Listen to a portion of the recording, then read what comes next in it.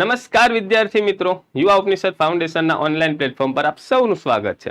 આપને ખ્યાલ જ હશે કે ભાઈ સાહેબ વનપાલ એટલે કે ફોરેસ્ટરના જે નવા આરઆર છે તે જાહેર થઈ ચૂક્યા છે અને ટૂંક જ સમયમાં તેની ભરતી પણ આવવાની સંભાવના છે।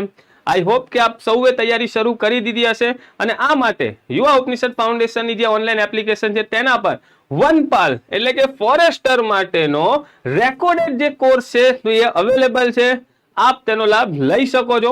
અગાઉ જ્યારે વનરક્ષકની ભરતી જે જાહેર થઈ હતી ત્યારે ગુજરાતના વિદ્યાર્થીઓનો ખૂબ સારો પ્રતિસાદ અને ખૂબ સરસ પ્રેમ મળ્યો હતો। તો તેનાથી આગળ વધતા સાહેબ આ વનપાલનો જે રેકોર્ડેડ કોર્સ છે તો તેમાં હાલમાં નવો સિલેબસ જે વનપાલનો જાહેર થયો નથી, પરંતુ વનરક્ષકના સિલેબસને ધ્યાનમાં રાખીને જે પણ મુદ્દા જે છે પર્યાવરણ સંબંધિત જે મુદ્દાઓ છે તેને આ કોર્સમાં કવર કરવાનો પ્રયત્ન કરવામાં આવ્યો છે। તમને મૂંઝવણ હશે કે સાહેબ જો નવો સિલેબસ આવે અને કંઈક નવા મુદ્દા આવશે તો એનું શું?